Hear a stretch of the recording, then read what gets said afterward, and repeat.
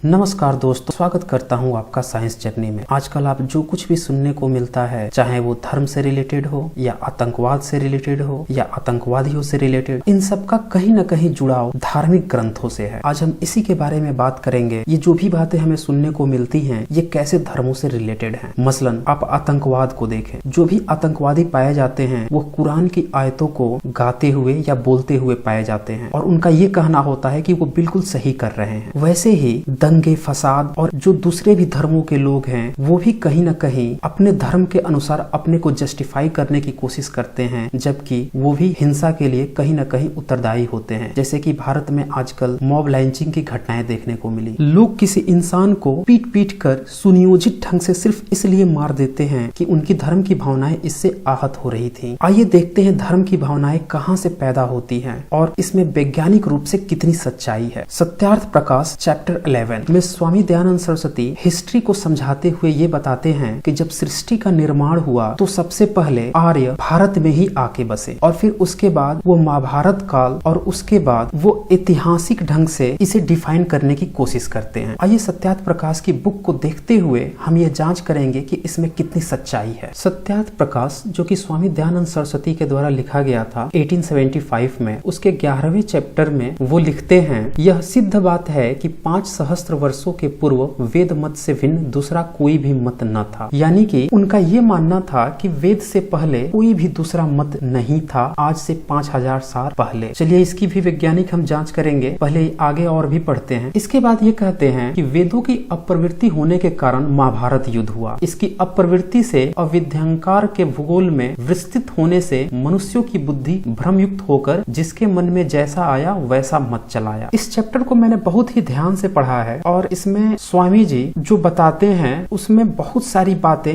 अवैज्ञानिक लगती हैं और ये भी प्रतीत होता है कि उनके इतिहास का नजरिया वैज्ञानिक न होके धार्मिक पक्ष था। इसीलिए बहुत सारी गलत डेटा इसमें प्रस्तुत करते हैं। उन सारे डेटा को मैं इस सत्यार्थ प्रकाश के चैप्टर 11 में दिखाऊंगा। अब इसी चैप्टर में ये आगे बताते हैं, इस मेरे कर्म से यदि उपकार न माने तो विरोध भी न करें। यानी कि ये जो बता रहे हैं, एक तो ये उपकार कर रहे हैं और अगर आपको इसमें कुछ गलती नजर आती है तो आपको विरोध नहीं करना है, क्योंकि मेरा तात्पर्य किसी की हानि व विरोध से नहीं किंतु सत्यासत्य का निर्णय करने कराने का है। और यहाँ पे वो ये बात रखते हैं कि वो ये जो बात कह रहे हैं वो बिल्कुल ही सत्य है, लेकिन इसका वेरिफिकेशन कैसे होगा उसके लिए हम तत्कालीन इतिहास और विज्ञान की हेल्प लेंगे, क्योंकि यह किताब 1875 में छपी थी और हम सभी जानते हैं कि अंग्रेजों के कारण ही भारतीय इतिहास को अच्छे से समझा जा सका है, क्योंकि उन्होंने बहुत सारी पांडुलिपियों को इकट्ठा किया और उसे इतिहास के रूप में परिवर्तित किया। उसी को ध्यान में रखते हुए तत्कालीन भारतीय सरकार या जो पूर्ववर्ती सरकारें रही हैं उसे एनसीईआरटी बुक्स और वेरीफाइड रेफरेंस बुक के तौर पे इतिहास में पढ़ाती आई हैं। स्वामी जी राष्ट्रवाद से भी प्रेरित थे, उसकी भी एक झलक इस चैप्टर 11 में देखने को मिलती है, जब वो ये कहते हैं कि जिस देश में उनने जन्म लिया, जिसे कि वो आर्यव्रत कहते हैं, आर्य शब्द से भी उन्हें बहुत ज्यादा प्रेम था और इसीलिए वह भारत को आर्यव्रत कहते हैं। यहाँ पे वो ये बताते हैं कि इसीलिए इस भूमि का नाम स्वर्ण भूमि है, क्योंकि यहीं पे स्वर्णादि रत्नों को उत्पन्न करती है। इसीलिए सृष्टि की आदि में आर्य लोग इसी देश में आके बसे। अब यहाँ पे दो बातें निकल कर आती है, एक कि जब सृष्टि की उत्पत्ति हुई तो आर्य यहीं पे आके बसे, यानी कि क्या वो कहीं बाहर से आकर बसे। दूसरी बात ये कि जब सृष्टि की उत्पत्ति हुई तो डायरेक्ट इंसान आर्य के रूप में कैसे आ गए। ये तो डार्विन के सिद्धांतों की भी उलट बात है, यानी कि विकासवाद के सिद्धांत को भी ये नहीं मानते। और यही कारण है कि आजकल आप देखेंगे कि लोग डार्विन के सिद्धांतों को भी मानने से इनकार करते हैं, क्योंकि इसके पीछे का जो बैकग्राउंड है वो धार्मिक है, क्योंकि उनका धर्म इस बात की इजाजत नहीं दे रहा कि आप विज्ञान को मानो या विज्ञान के सिद्धांतों को मान लो। फिर स्वामी जी इसमें आगे बताते हैं, आर्यों से भिन्न मनुष्यों का नाम दस्यु है। यानी कि अब ये कह रहे हैं कि अगर आप आर्य नहीं है तो फिर आप दस्यु हैं। दस्यु का मतलब यहाँ पे चोर डकैत से होता है। फिर आगे की कुछ पंक्तियों में स्वामी जी का देश प्रेम और छलकता है, जैसे कि वो यहाँ पे बताते हैं, परंतु आर्यव्रत देश ही सच्चा पारस मणि है कि जिसको लोहे रूप दरिद्र विदेशी छूने के साथ ही स्वर्ण अर्थात धनाढ्य हो जाते हैं। अब कोई विदेशी छूते ही कैसे धनाढ्य हो जाएगा, ये तो बहुत सोचने की बात है। फिर भी हम आगे बढ़ते हैं। यहाँ पे स्वामी जी ये लिखते हैं, सृष्टि से लेकर 5 सहस्त्र वर्षों से पूर्व समय पर्यंत आर्यों का सार्वभौमिक चक्रवर्ती अर्थात भूगोल में सर्वोपरि एकमात्र राज्य था। यानी कि यहाँ पे ये कहते हैं कि 5000 साल पहले सिर्फ आर्यों का ही सार्वभौमिक चक्रवर्ती पूरी दुनिया में एकमात्र सर्वोपरि राज्य था। चलिए इस बात की भी हम वैज्ञानिक जांच करेंगे कि इसमें कितनी सच्चाई है। इसके आगे स्वामी जी कुछ और कथा कहानियों की बातों को हवा देते हैं। अब जैसे देखिए यहाँ पे ये लिखते हैं, महाभारत युद्ध पर्यंत यहाँ के राज्याधीन सब राज्य थे। सुनो, चीन का भगदत्त, अमेरिका का बब्रुवाहन, यूरोप के विडलाक्ष अर्थात मरजार के सदृश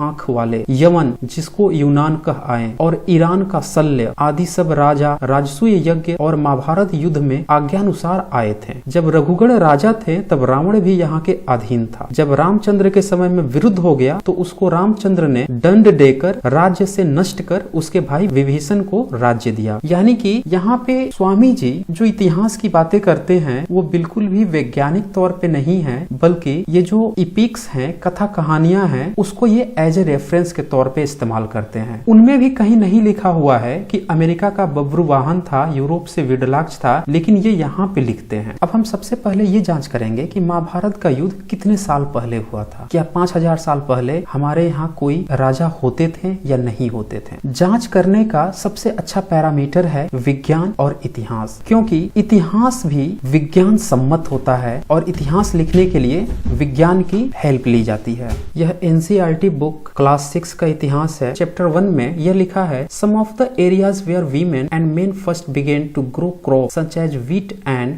बेरली अबाउट 8000 ईयर्स एगो। यानी कि ये बता रहे हैं कि 8000 साल पहले मेंस एंड वीमेन्स क्रॉप्स को यानी फसलों को पहली बार उपजाए थे, ऐसा अनुमान है। फिर आगे इसमें ये लिखा हुआ है, about 4700 years ago some of the earliest cities flourished on the bank of this rivers. यानी कि आज से 4700 साल पहले कुछ पुरानी सिटीज समृद्ध हुई थी नदियों के किनारे। फिर इसमें आगे लिखा है, about 2500 years ago cities developed on the banks of the Ganga and its tributaries and along the sea coast. यानी कि आज से 2500 साल पहले जो सिटीज हैं वो डेवलप्ड हुई थी नदियों के किनारे, स्पेशली गंगा नदी के किनारे और उसकी जो सहायक नदियां हैं यमुना वगैरह उनके किनारे। तो जरा सोचिए, जो रामायण की घटना है जिसे कहा जाता है कि अयोध्या में हुआ था और उसकी जो नदी है सरयू नदी, वो बेसिकली घाघरा ही नदी है। तो इसके अनुसार 2500 साल पहले सभ्यताएं विकसित हुई थी। तो इसका मतलब ये है कि रामायण 2500 साल से पुरानी नहीं है, या फिर हम ये कह सकते हैं कि अगर 2500 साल के बाद अगर नहीं हुई है तो ये बिल्कुल ही काल्पनिक है। दूसरी बात कि स्वामी जी ने कहा था कि 5000 साल पहले महाभारत की घटना हुई, जबकि यहाँ पे दे रहा है कि सिर्फ 4700 साल पहले ही कुछ सिटीज डेवलप्ड हुई थी, वो भी नदियों के किनारे। फिर इसी बुक में आगे ये भी लिखा है कि Iranians and Greeks who came through the north west about 2500 years. यानी कि 2500 साल पहले कुछ ईरानी और जो ग्रीक थे वो उत्तरी भारत में आए। आगे इसमें ये भी लिखता है, Rigveda the earliest composition in Sanskrit dated to about 3500 years ago. यानी कि ऋग्वेद जो है आज से 3500 साल पहले लिखा गया, जबकि स्वामी जी का स्पष्ट रूप से कहना था कि वेद 5000 साल पहले भी एग्जिस्ट करते थे, जो कि पूरी तरह से गलत है। और यहाँ पे एक बात ये भी पता चलती है कि जो विदेशी भारत में आए वो 2500 साल पहले आए, जबकि ये यहाँ पे कहते हैं कि 5000 साल पहले ही अमेरिका, चीन, यूरोप और यूनान से आज्ञा अनुसार लोग आए थे। आज्ञा अनुसार कहने का मतलब कि बुलाया गया था। अब जरा सोचिए उससे पहले कैसे बुलाया गया था, ये बातें स्वामी जी को कैसे पता चली। स्वामी जी इसमें यही नहीं रुकते, आगे वो ये भी बताते हैं कि महाभारत में सभी आपस में विरोध से लड़कर नष्ट हो गए। चैप्टर 11 में स्वामी जी महाभारत काल से लेकर 12वीं सदी तक के राजाओं की वंशावली भी पेश करते हैं। यह वंशावली कितनी सत्य है इसकी भी हम जांच करेंगे। स्वामी जी का ये मानना था कि युधिष्ठिर इंद्रप्रस्थ के राजा थे और उनके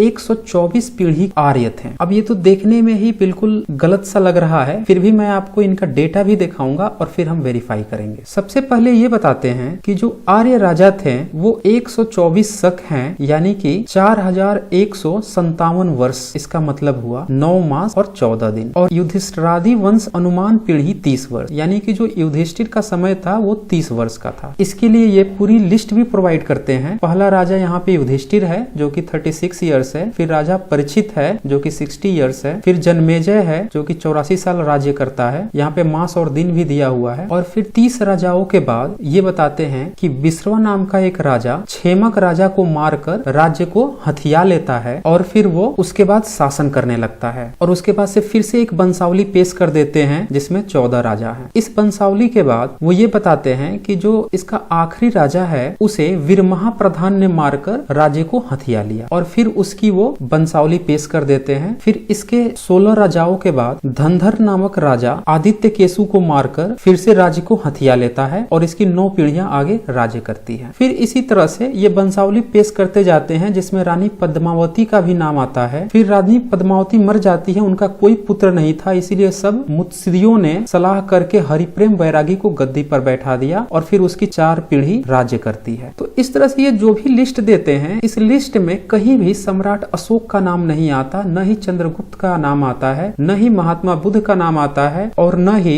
बिंबिसार या अजातशत्रु का नाम आता है। घनानंद का भी नाम नहीं आता, सीधे नाम आता है विक्रमादित्य का, जिसे कि अगर ये माना जाए कि समुद्रगुप्त द्वितीय को ही विक्रमादित्य भी कहा गया, तो यानी कि ये सीधे सीधे 4वीं या 5वीं शताब्दी की बात करते हैं और उसके पहले के जो राजा थे उसके बारे में इनको कोई जानकारी नहीं है। और जो ये डेटा पेश करते हैं वो बिल्कुल ही काल्पनिक है, जो आजकल भारत में पढ़ाया जाता है, मैं दिखा भी देता हूँ आपको, उससे इसका कुछ भी लेना देना नहीं है। एनसीईआरटी की क्लास 6 की हिस्ट्री में चैप्टर 7 सीधे बुद्धा से स्टार्ट करता है और उसके पहले का जो ये इतिहास बताते हैं, बहुत सारे इन्वेडर्स अलग अलग जगहों से आते हैं मवेशियों को चराने या खाने के दृष्टिकोण से भारत में आते हैं और यहाँ पे बसते हैं। फिर जो सिविलाइजेशन क्रिएट होती है वहां से बुद्धा से ये स्टार्ट करते हैं और बताते हैं कि 2500 साल पहले बुद्धा यहाँ पे एग्जिस्ट करते थे, जबकि स्वामी जी बुद्ध का उल्लेख कहीं भी नहीं करते हैं। फिर इस बुक में ये भी बताया जाता है कि गौतम बुद्ध बुद्धिज्म के फाउंडर थे 2500 साल पहले, जबकि सत्यार्थ प्रकाश में इस बात का कहीं भी जिक्र नहीं है। वो सीधे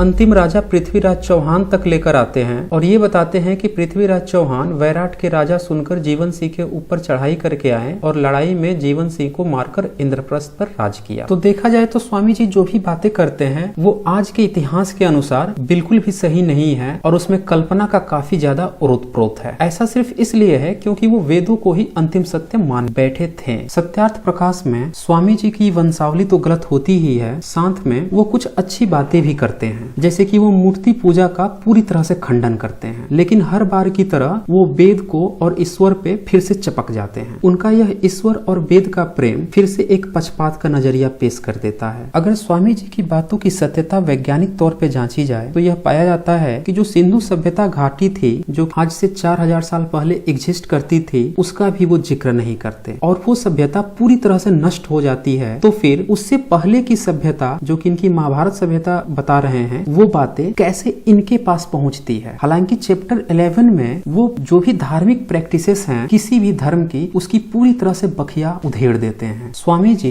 निश्चय ही मूर्ति पूजा के घोर विरोधी थे और पाखंडों के भी, लेकिन इस बात को रखने के लिए वो पूरी तरह से निष्पक्ष नहीं होते। कहीं पे वो ये कहते हैं कि मूर्ति पूजा बिल्कुल ही बकवास है, पुरानों की बातों को वो गलत कहते हैं, सिखिज्म, बुद्धिज्म और जैनिज्म को पूरी तरह से लताड़ते हैं, लेकिन अपना ईश्वरीय मोह नहीं छोड़ पाते। हिंदू समाज की आजकल जितनी भी प्रैक्टिसेस हैं उन सब का वो विरोध करते हैं, लेकिन जिस तरह से मुहम्मद ने अरब में जो मूर्ति पूजा थी उसे हटाकर नमाज पूजा कर दिया, उसी का स्वामी जी भी दोहराव करते हैं। यानी कि वो मूर्ति पूजा का तो विरोध करते हैं, लेकिन सभी को ईश्वरवादी बनाने की कल्पना करते हैं। इसी चक्कर में वो चारवाक को, बुद्धिज्म को और जैनिज्म को भी लताड़ते नजर आते हैं। उनकी नजर में नास्तिक होना बहुत बड़ा अपराध होना है और उसके लिए वो तरह तरह के वैदिक श्लोक भी पेश करते हैं जो कि पूरी तरह से इस ग्लोबल जमाने के लिए अवैज्ञानिक है। स्वामी जी की यही अवैज्ञानिक तथा अऐतिहासिक घटनाएं जिसे कि वो सत्य मान बैठे थे, क्योंकि उनका रेफरेंस वैदिक था और उसे वो सत्यार्थ प्रकाश में लिख डालते हैं, उसी को रेफरेंस मानकर आजकल कुछ लोग कुतर्क करते हुए नजर आते हैं। स्वामी जी में वेद को लेकर कितना ज्यादा लोभ है वो आप इससे समझ सकते हैं। चैप्टर 11 में ही प्रश्न के रूप में वो ये कहते हैं कि ब्रह्म समाज और प्रार्थना समाज तो अच्छा है, वह नहीं। तो वो उत्तर देते हैं कुछ बातें अच्छी और बहुत सी बुरी हैं। फिर प्रश्न आता है कि ब्रह्म और प्रार्थना समाज सबसे अच्छा है क्योंकि इसके नियम बहुत अच्छे हैं। तो वो उसका उत्तर देते हैं नियम सर्वास में अच्छे नहीं, क्योंकि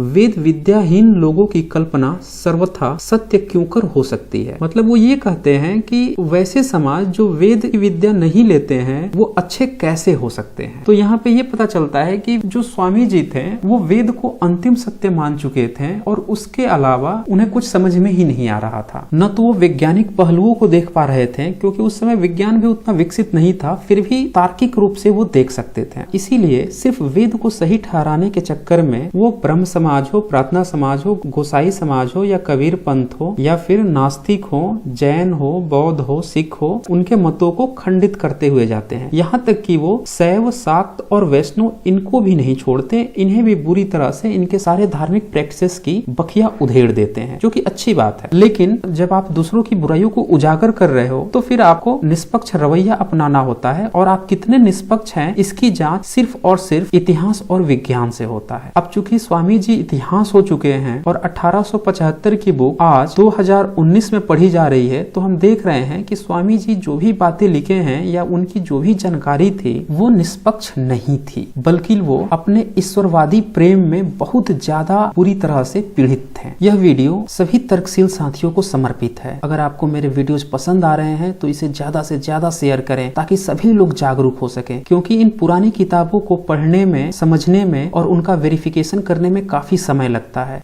धन्यवाद।